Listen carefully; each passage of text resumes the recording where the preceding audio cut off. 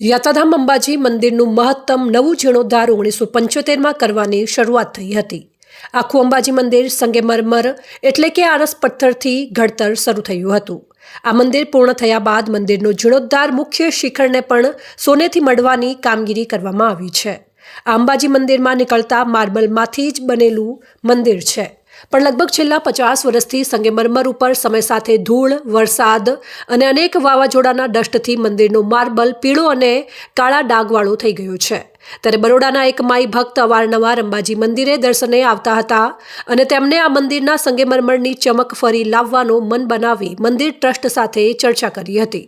આ મંદિરની તમામ સાફ સફાઈ, પાવર વોશ અને સ્ટીમ વોશ ટ્રીટમેન્ટ આપીને માર્બલની ખરી ચમક ફરી લાવવાનો અંદાજ ખર્ચ 1 કરોડ રૂપિયા ઉપરાંતનો થવા જાય છે।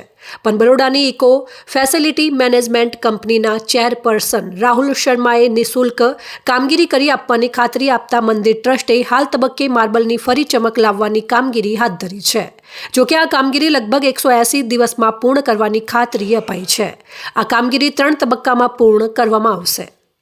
હાલમાં અત્યારે જે મંદિરનું આપણે બહારથી જોઈ રહ્યા છે કે જે પથ્થર છે, જે ઘણા વાતાવરણના ભેજના અને બધા ડસ્ટના કારણે જે માર્બલની ચમક છે પીળી થઈ ગઈ છે, તો એને એ ભાગરૂપે અમે એક કૌશિક સાહેબના ગાઈડન્સ મુજબ અને એમની ટીમના સાથ સહકાર સાથે અમે એક સેવા ભાગરૂપે આખા મંદિરના જે આઉટસાઇડના માર્બલ છે એને ઘસાઈ પહેલાં કરશું અને પછી સફાઈ થશે અને પછી એને મિરર પોલિશ થશે, તો જેથી લોંગ ટાઈમ આવનારા વર્ષો સુધી મંદિરની જે બહારની જે સુંદરતા, જે ભવ્યતા છે એ જળવાઈ રહે। અને આને એપ્રોક્સિમેટલી 3 તબક્કામાં કામ પતાવવામાં આવશે। પહેલાં નીચેનો અમે ભાગ લઈએ છીએ, પછી સેકન્ડ ફેઝમાં ઉપરની સાઈડમાં જશું અને થર્ડ ફેઝમાં મંદિરની ઇન સાઈડમાં જશું।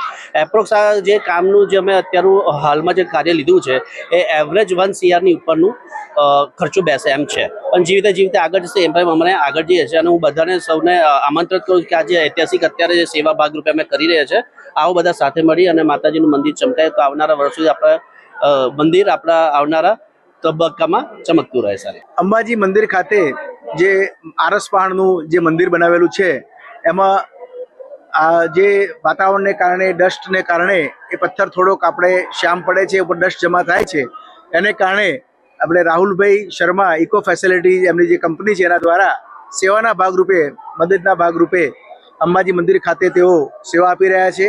આ માર્બલનું બિલકુલ ક્લિનિંગ કરી અને એની ઉપર મિરર પોલિશ કરવાનો આખો એમનો જે મેન્યુઅલી થાય છે માણસો દ્વારા, એ તેઓ કરી રહ્યા છે ઘણા સમયથી।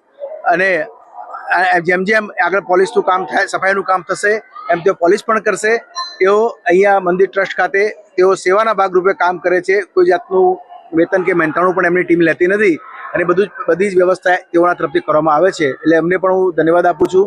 અને આ થોડુંક સમય માગી લેવું કામ છે, પણ આપણે એને ઝડપથી પૂરું કરવાનો પ્રયત્ન કરી રહ્યા છીએ અને ખૂબ જ સુંદર આ થવાના કારણે એની ઓરિજિનલ ચમક જે આરસની છે પાછી આવે છે અને ખૂબ સરસ લાગે છે। જય અંબે।